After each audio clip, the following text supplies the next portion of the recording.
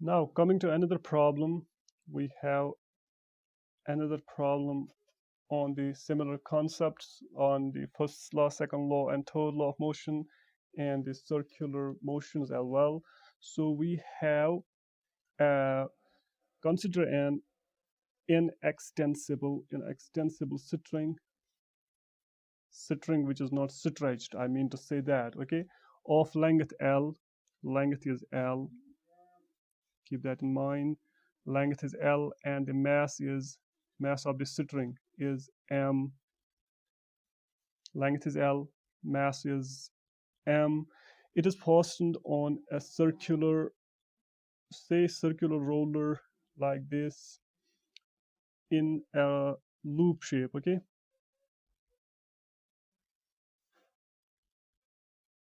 This will be some pulley type shape is there. This will be some pulley. Fine. I know this is a rough diagram and a very much bad diagram. I'm not so expert in drawing the diagrams. Kindly try to focus on the concept only, okay? Don't look over the diagram. This is a rope or a string, fine, which is rolled over onto a pulley in a circular loop. It's forming a circular loop. Fine. And keep that in mind, the radius of the pulley is almost the same as that of the radius which will be formed on the string, because string will exhibit some circular shape. Circular shape, it will be having some radius, or it will be same radius as that of the pulley. Fine. We have to find what is the problem now, and the pulley, the angular velocity of the pulley which ultimately will be that of the string, because string is attached to the pulley, is omega. Okay, so that means the angular velocity is omega. Fine. We have to find the tension upon the string. This is the string. We have to find the tension upon this string, tension T. Okay, this is the problem. An extensible string of length L and mass M, moving up on a roller coaster, on a roller, or we can say pulley, with angular velocity omega. Okay, and we have to find the tension applied onto this very pulley, onto this very string. So we can take this problem as, we can solve it as, first and foremost, draw the free diagram. I have told you earlier, draw the diagram as neat as possible and try to focus on that. Say, for example, consider the elementary length of the string, string of mass delta M, that is small mass, okay? Like this, if we consider only this very thing, this very small mass, okay, of length, this very thing, fine, and the length will be given as that of, we know this is small arc of the bigger circle, and for a circle, the arc, this is the arc, and the arc length is given as equal to the radius times multiplied by the angle which it traverses, that is theta here. Say this is the theta. So we have to draw the diagram first. Take this elementary length of the string, say this much, and it says, say like this. This is the angle, small angle delta theta. Okay, so this is the zoomed version of this very small portion. Okay, So this arc, this is the arc, this very arc, we have taken this very arc with mass delta m, and the angle, this very angle is delta theta. Fine. So that means the half of angle perpendicular to it, the half angle will be equal to delta theta by 2. Fine. So this is the elementary length. The tension will be over all the elementary particle, all the elementary masses of the rope. So on here, onto here, the tension will be like this. On here, the tension will be like this, in the same direction as that of the tangential component. I can say the tangential component of the tension will be here at T, here it will be as T. But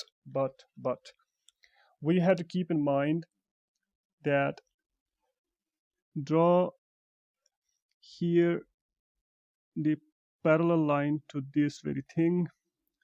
If this is delta theta by 2, so that means this will be also delta theta by, sorry, not very, this very thing. This is the T. Okay, this is the tension. We have two components like this.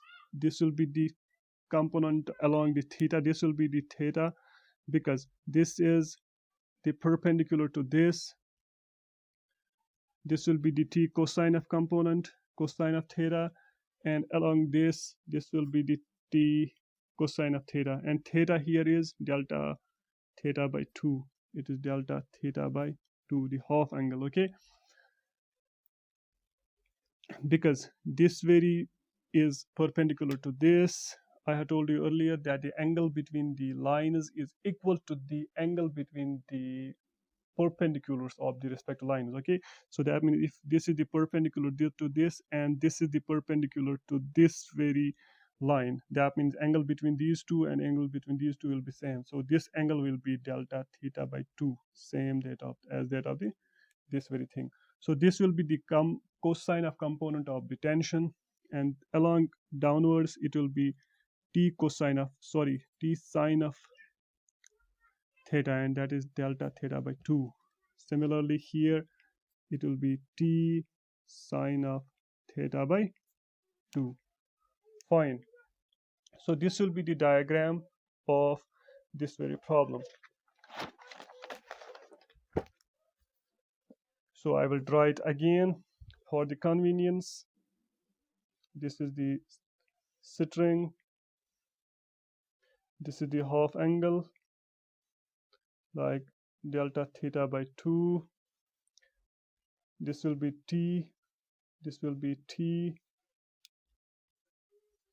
And along this very component, this will be T cosine of delta theta by 2. This will be T cosine of delta theta by 2. And along this, it is the T sine component. This will be also T sine because this is theta, delta theta by 2. This is the delta theta by 2. Delta theta by 2. So this will be T sine of delta theta by 2. Fine. Because this angle and this angle is same. This angle is same. Fine. As I shown you earlier, the angle between the perpendicular lines. So if we consider this as positive axis, so this will be positive, but this will be negative, and these two components are same and cancel out each other. So that means this and this cancel out each other because it is in positive direction, it's negative direction with the same magnitude. So these two components cancel out each other. Now the remaining component is this sine component. This is having the same direction as that of this very thing. So sine components adds upon 2 times. And these two forces, these two tension components, these contribute. So sine component of the tension, sine component of tension T contributes to the centripetal force, because I have said you centripetal force, that Centripetal force. I have told you earlier that this very string is moving on a roller in circular path with angular momentum, with angular velocity as omega. So that means it will be set in circular motion with some centripetal force, due to some centripetal force, and that centripetal force is contributed by sine component of the tension. So we know this centripetal force is equal to mass times omega square r, where omega is the angular moment, angular velocity. So we have Fc equal to mass of this very component of the string. It is delta m, because this is the elementary particle of the elementary size of the original string. So delta m multiplied by omega squared r. R is the radius of the string, of the circular string, which is forms around the roller.